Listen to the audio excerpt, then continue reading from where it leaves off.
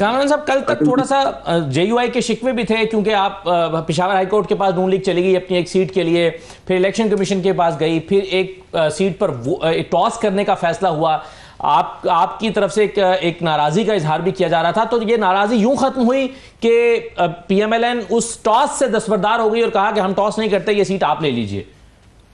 ऐसा है कि कोई देखिए पार्टियों के दरमियान कोई लव अफेयर तो नहीं होता ना। पार्टियों के दरमियान सब अपनी अपनी अलग अलग पार्टियां, उनके अपने अपने नजरियात हैं, अपने अपने केडर्स होते हैं, तो अपने अपने मफाद के तहत अपने अपने मंशूर के तहत आगे बढ़ते हैं। जहाँ पे बात किसी के साथ एडजस्ट होती है, बारे में आ जाती है, तो फिर वो सेटल हो जाते हैं मामला।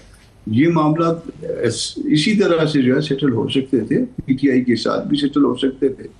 उन्होंने नहीं चाहा, उनका ऑप्शन है, और ना कोई ना चाहे तो उनका ऑप्शन है। बिल्कुल इसमें हम कोई नाराजगी फील नहीं करते। सो आपकी नून लीग से नाराजगी तो खत्म हो गई ना सर? ये इस वक्त आज का स्टेटस ये है।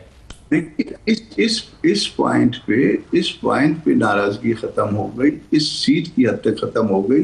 बाकी एक मैटर जो हमारे से एक सीट चली गई है, उसका मैटर जो है सुप्रीम कोर्ट में पेंडिंग है। वो सुप्रीम कोर्ट जो भी फैसला करेगी, तो सुप्रीम कोर्ट में पेशावर हाई कोर्ट वाला फैसला चैलेंज हो चुका है, तो वो दूसरे दिन चैलेंज हो गया था, बेंचेस अवेलेबल नहीं। सही है। अब इसमें एक और चीज जो मैं आपसे डिस्कस करना चाहता हूं मैं, लेकिन पहले नियाजुल्लाह साहब के से होकर फिर वापस आता हूं कि ये 64 का जो नंबर है, ये मैजिक नंबर, अब ये हुकूमत को मिल जाएगा अगर वो आपको किसी भी 2/3 अक्सरियत के साथ कानून साजी यानी आइन में तो तरमीम है उसके लिए वो राजी कर लेते हैं। तो इस पर मैं मजीद बात करता हूं, लेकिन नियाजुल्लाह साहब अभी जो बात हुई, आपने देखा कि कामरान साहब कह रहे हैं कि अगर 2 ना मिलती तो 1 तो आपकी बढ़ी सकती थी अगर आप जेयूआई से बातचीत करते। जेयूआई से बातचीत ना करना अली अमीन गंडापुर साहब के सियासी फायदे में नहीं है, यानी अगर वो मौलाना फजल रहमान के साथ राहो रस्म बढ़ाना नहीं चाहते, ये तासुर है।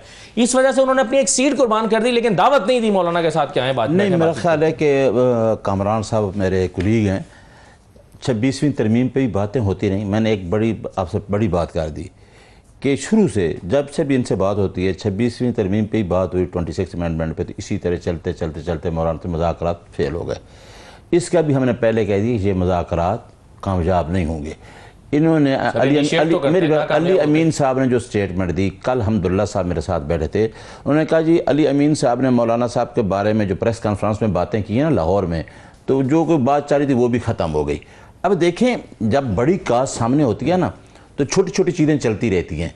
तो ये बात मैंने आपको पहले कह दिया है वो इश्यूज टू इश्यूज चलती हैं। इश्यूज तो इस इशू पर आपने क्या अप्रोच किया जेयूआई? मैंने आपको पहले बताया कि ये पार्टी का वतीरा रहा है जेयूआई का, कि इन्होंने जो आपका नेशनल काज है उस पर अपने पर्सनल मफादात को तरजीह दी है। यकीनन बात है कि इनके पीछे पर्सनल मफादात लाजमी होते हैं। क्या होंगे इसमें? इनकी 2 सीटें तो आप भी इनको दे देते, ये 2 सीटें तो नहीं, ये तो अभी बात कर रहे हैं, ये बात लाजमी बात है, लीडरशिप के दरमियान हुई होगी, आखिर किसी कंसेंसस से नहीं पहुंचा। नहीं साहब, ये तो आपका गुमान है ना? नहीं, गुमान नहीं है। अगर अप्रोच करते हैं तो इन्होंने इनकार ही करना था। नहीं, गुमान नहीं है। ये बातें हो चुकी हैं और ये कंसेंसस से नहीं होनी थी, ये लीडरशिप के दरमियान बात हुई है, क्योंकि मैंने आपको पहले ही अपना मफाद। तो आप समझते हैं कि अली अमीन गंडापुर और मौलाना फजल रहमान के दरमियान इतना फासला पैदा हो चुका है कि कोई बातचीत किसी मौजू पर हो ही नहीं? मैं तो कहता हूं कि जब से 8 फरवरी के बाद जितनी दफा कोशिशें हुई नाकामी हुई हैं, और मैंने पहले बता दिया है कि होनी नाकाम इस वजह थी कि मैंने कहा कि इन्होंने पर्सनल इंटरेस्ट को अपनी तरजीह देनी होती है।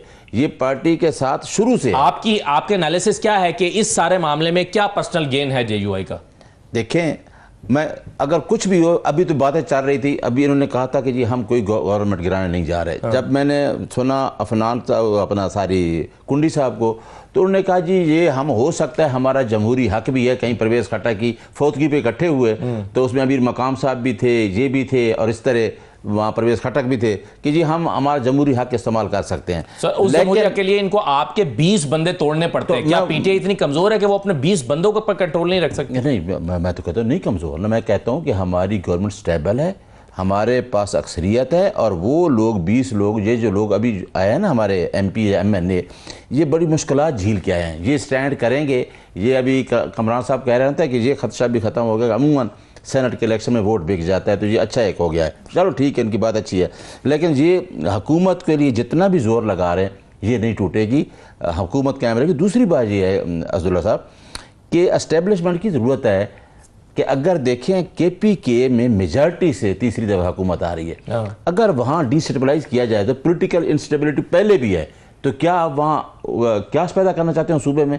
लिहाजा वैसे भी 145 है हमारा नंबर, हमारी हुकूमत वहाँ मजबूत है।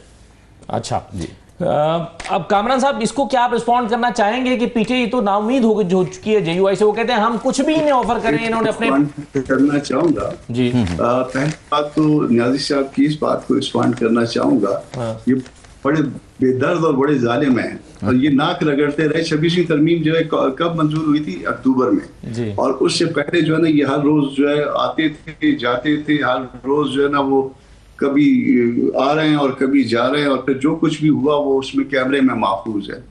फिर अक्टूबर के बाद जो है अप्रैल तक जो है ना ये नाक रगड़ते रहे कि जनाब जो है ना वो आप आ जाएं हमारे साथ मिलके जो है इसमें इत्तेहाद में चलें।